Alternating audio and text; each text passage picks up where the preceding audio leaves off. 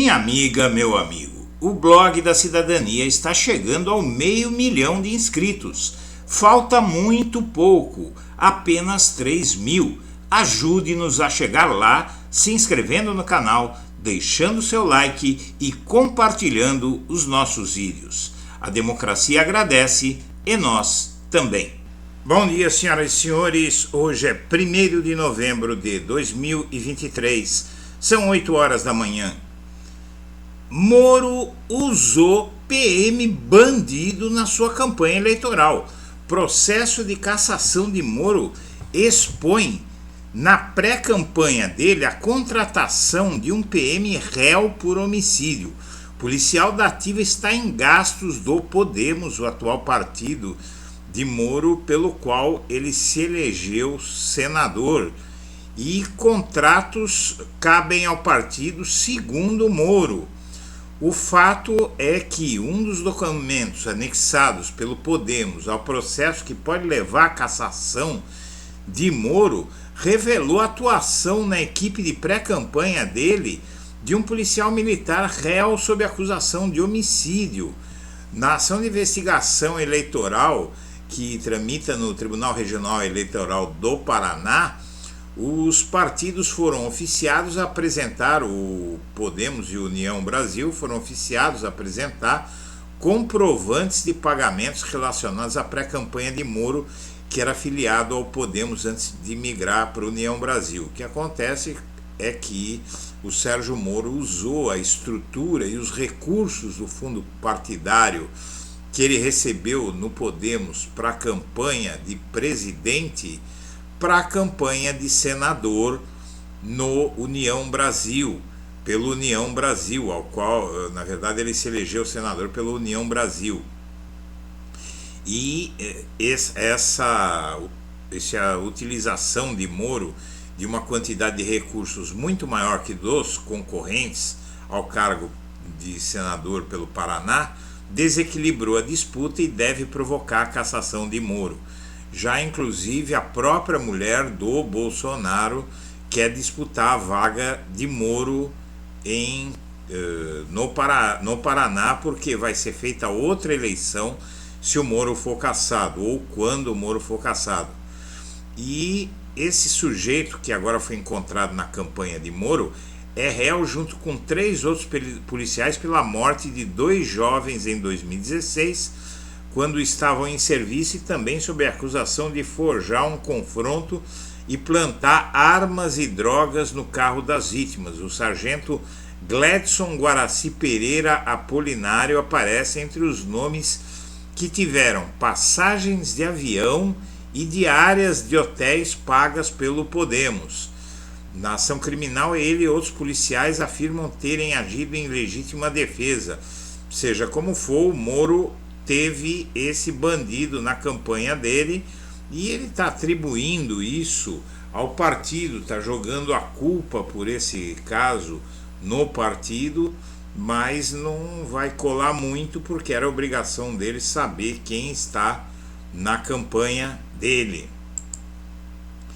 Deputados do PT usam demissão de mulheres do governo para aumentar a pressão sobre Lula por indicação feminina ao STF. A mídia não para de repercutir também várias questões contra a indicação de Flávio Dino por Lula. Na verdade, cada dia mais o Lula se convence de que Dino no STF é algo que precisa acontecer e que se estão lutando tanto para impedir é porque alguma coisa tem aí.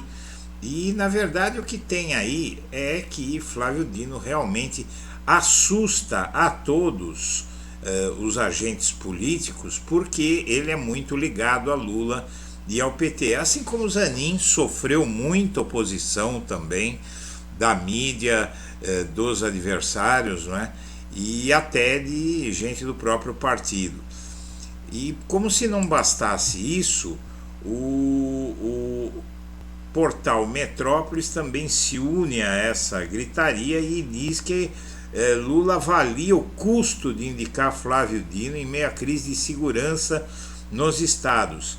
A nova desculpa para Dino não ser indicado é de que diz a mídia, porque na verdade é o seguinte, a mídia é campeã em plantar histórias na boca dos outros.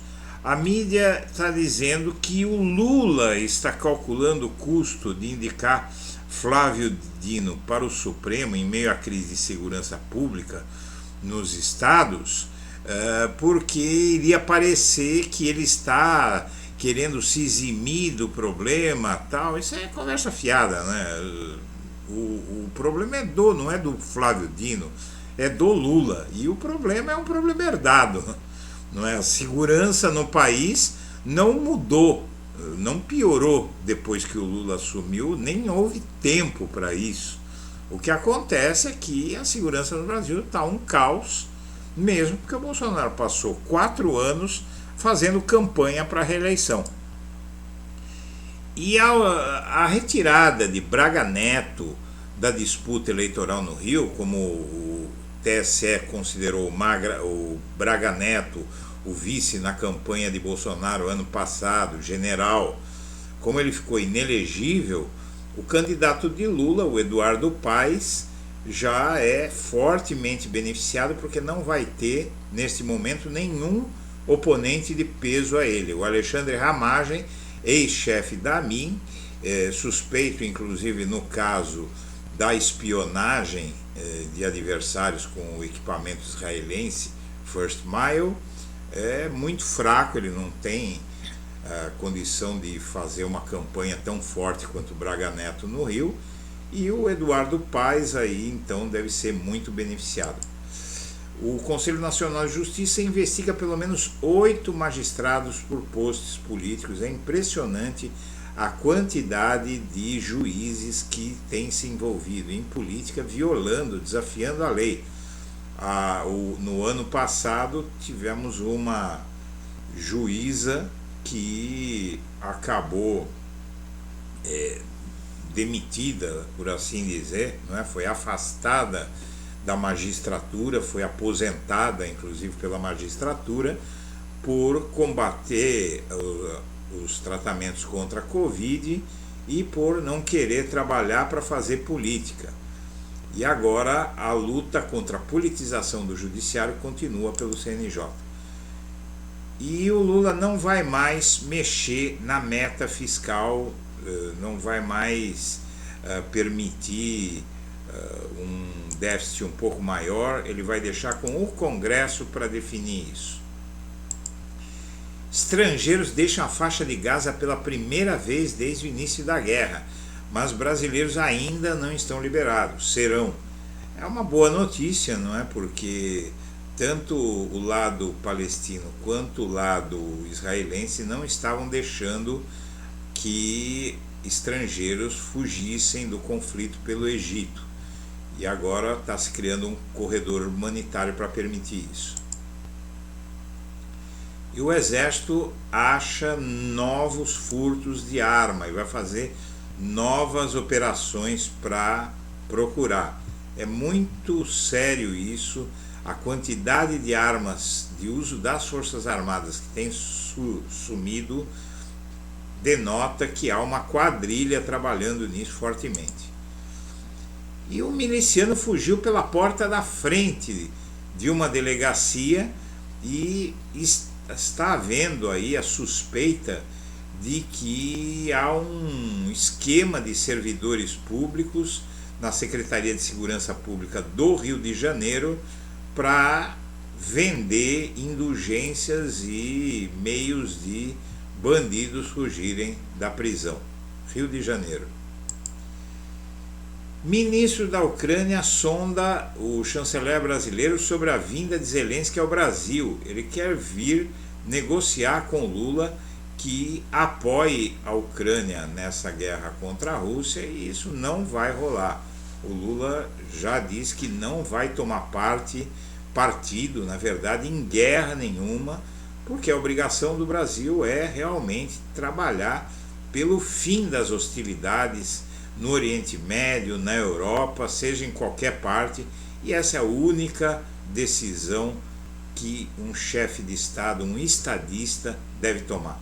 Senhoras e senhores, eu agradeço a atenção e deixo o meu melhor abraço para todo mundo.